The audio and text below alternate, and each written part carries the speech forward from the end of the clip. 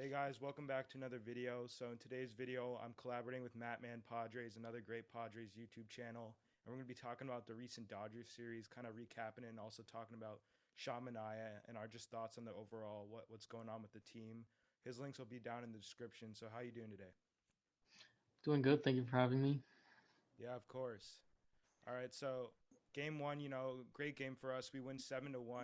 Darvish gets the win on 7 innings pitch, gets his 3,000 strikeout through both the Japanese League and the MLB. So what were you thinking about game one? Yeah, that was the perfect start to the series, even though it didn't end well. Um, a lot of things went right. Um, the offense and pitching, and that was definitely our best chance. If we were gonna win a game, it was gonna be that game against Dustin May and with you Darvish. So that was definitely a great game. I predicted I think we would win one of three. So thankfully we did win that game. But the offense and the whole team just seemed to click that game. Um, and that's definitely good to see. You want to see the consistency there with the offense. Yeah, definitely. And the only bad part of that game, obviously Brandon Drury coming down, and there's like, those worries that he's got that concussion. So what do you kind of see in that situation?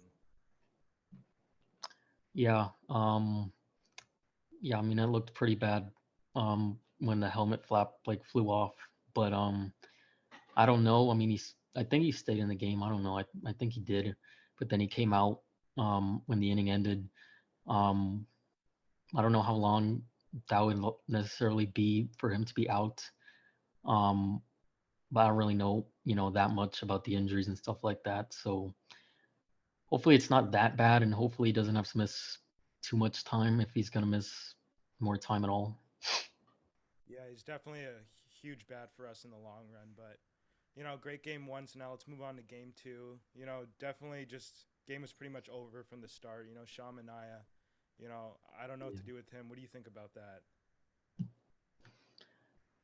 Yeah, I mean, there's no way you can still pitch him at this point. With his next scheduled start also being against the Dodgers, it doesn't really matter who he's pitching against. He's not going to give you a chance to win. And he just deflates the whole team. Like you score however seven or however many runs you scored in the first game, and then you don't score very many at all. You score one run in the next game. It kills the momentum that's there. So I don't know where you would I don't know where you would move him. Like I guess the bullpen. I guess. But I don't know. I don't think the Padres will have him pitch another game, like a starting pitcher, especially against a good team like the Dodgers at this point in the season. I think they would just skip his starts, maybe schedule his start for another team, and probably go with Nick Martinez in his place. Yeah, I definitely agree. Kind of with him, it's always that feel like it's kind of pretty much an automatic loss. And I Hmm. mean, he literally in the interview after the game, he's like, if what I need to do to help the team is not pitch, I won't pitch Yeah. because Hmm. great guy and all, but I totally agree. Just can't keep giving up 8 runs a game. And especially this proves going against a good team, a team that's going to be in the postseason, to have any sort of team that's pretty good out there face Shamanaya, it's not a good equation. So I agree. Yeah. I don't know what we're gonna do. Maybe move him to the bullpen and have like two guys piggyback like Martinez and Krismat or something like that. But I just think that the whole situation with that's gonna be pretty tricky. But yeah. Yeah, I mean, he's definitely like a good clubhouse guy, and a good like person. He's everybody talks very high of him being the main guy in the clubhouse with everything. But I like the idea of just piggyback and see how that goes. Because you really just can't have him pitch another meaningful game, and every game from this point on is meaningful. So yeah. Yeah, definitely. And obviously, Nick Martinez, he's been huge for us this year, especially out of the bullpen. Of course, he's not been as good as a starting pitcher, but I think he's still going to be a better option, especially if it's going to be like a piggyback. Like maybe you can give us 4 or 5 innings and then have Charisma maybe go 2, and just we'll see how that goes. But yeah, definitely great clubhouse guy, but it's just not seeming to work out. And I guess there is maybe some bias with Bob Melvin, being with the A's with Manaea the last Yeah. couple of seasons. But I think they're just gonna have to take a hard look in the mirror and just really think like, is it worth it to really put this guy out here? Because like you said, every game is meaningful. It's September. We're in a very tight playoff race. You can't slip up. You can't let one game go by. So I totally agree with you. All right. So, of course, yesterday, disappointing game.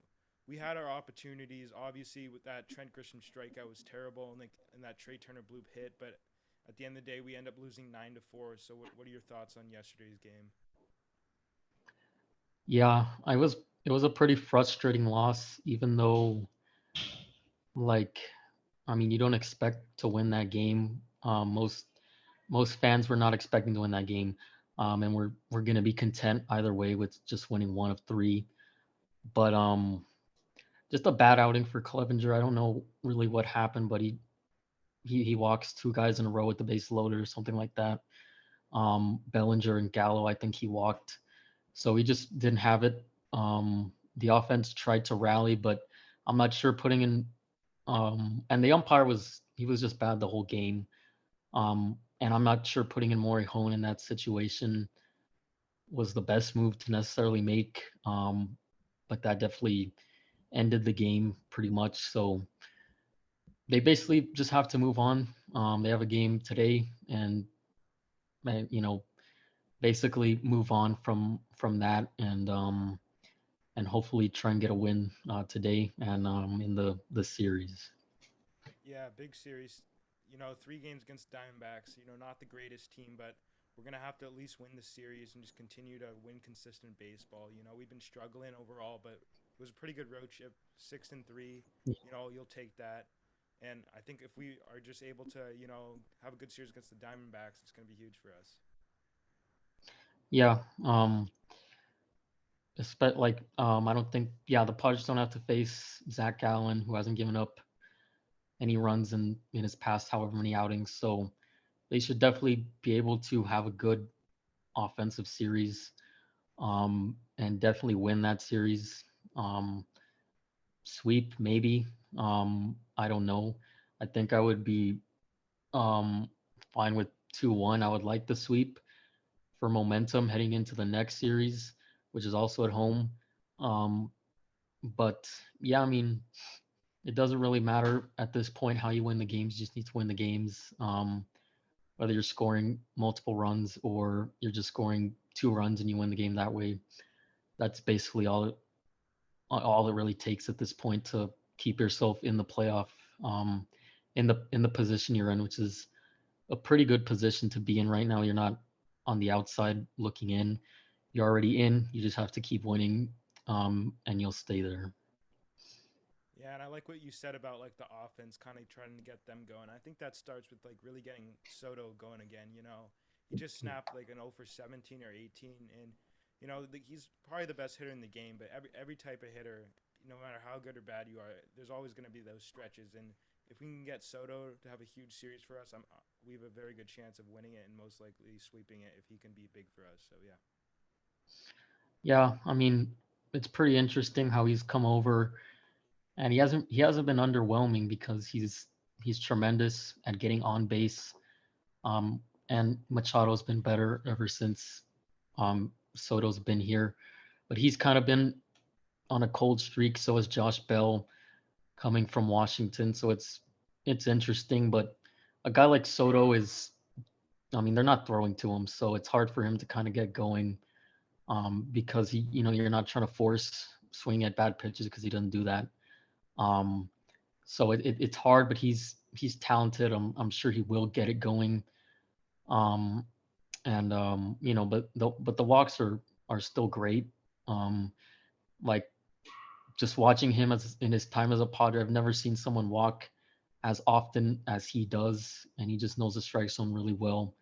So I'm glad he's not trying to get hits by swinging at bad pitches and kind of getting away from his regular approach. But yeah, I mean, hopefully, if he sees a couple pitches to hit, he will swing at them, and I'm sure at some point. before October he'll get going there. Yeah, definitely. I mean, he's been incredible with us. You know, sure the batting average hasn't been there this year on both teams really, but even after this 0 for 18 or whatever it was, he still has like an on base above 400 with us. So definitely an incredible player, and like hopefully, like you said, we can get him going before October and really push us into the playoffs and have a good month of September. But anyways, thank you for joining me, Mattman Padres. I'll leave his links in the description. Go check him out, guys, and I'll see you guys next time.